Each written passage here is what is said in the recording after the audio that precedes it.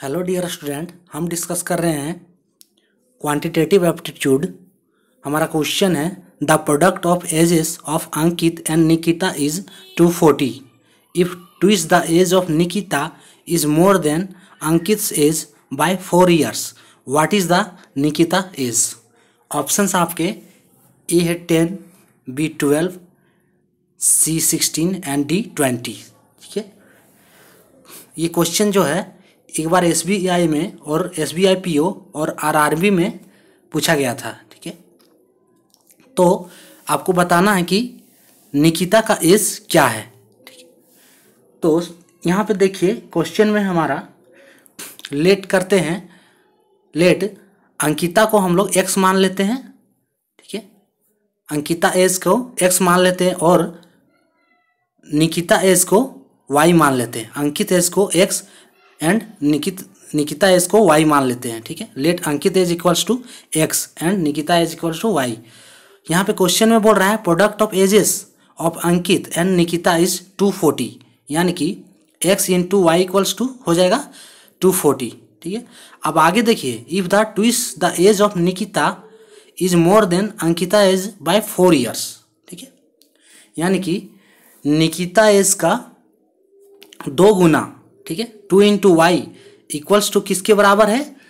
अंकित as का 4 अधिक। ठीक है, यानी कि x प्लस 4, और ये हमारा हो गया इक्वेशन 2, इक्वेशन 2। ठीक है, अब इस इक्वेशन को हम यहाँ पे x इक्वल्स टू निकालते हैं तो, और two y minus 4 equals to हो जाएगा x। अब x का वैल्यू हम है जो इक्वेशन 1 में पुट करते हैं। Put x equal to 2y minus 4 in equation 1। In equation 1 जब हम पुट करते हैं इस वैल्यू को 2y minus 4 into y equals to 240, इस इक्वेशन को सॉल्व करते हैं तो 2y square minus 4y equals to 240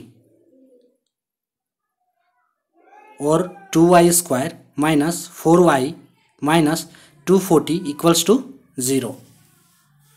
अब ये देखिए हमारा द्विघात समीकरण के रूप में आ गया। ठीक है, क्वाड्रेटिक इक्वेशन जिसको कहते हैं, इसे हम सॉल्व करते हैं तो y square minus 2y minus 120 equals to 0 है ना। हमने 2 को कॉमन निकाल दिया है यहाँ से।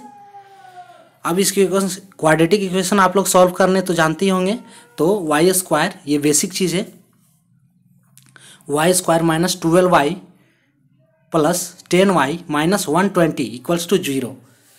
इसको तोड़ना है तो तोड़ने का तो ट्रिक थोड़ा सा देख लीजिए। तोड़ना जैसे 12 in y into 10y equals to 120। ठीक है, और 120y स्क्वायर और हो जाएगा minus 12y plus 10y equals to क्या हो जाएगा? Minus 2y। ठीक है, यानी कि माइनस 2y यहाँ पे लाना है आपको।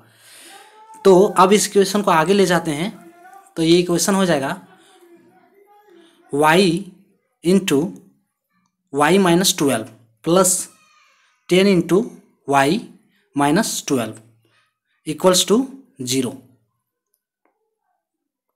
y minus 10 into y minus 12, y plus 10 into y minus 12, तो y इक्वल्स टू हो जाएगा 12 और एक y इक्वल्स टू हो जाएगा माइनस 10।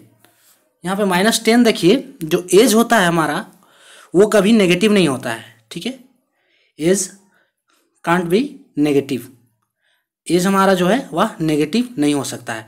तो y इक्वल्स टू हो जाएगा 12, y इक्वल्स टू 12।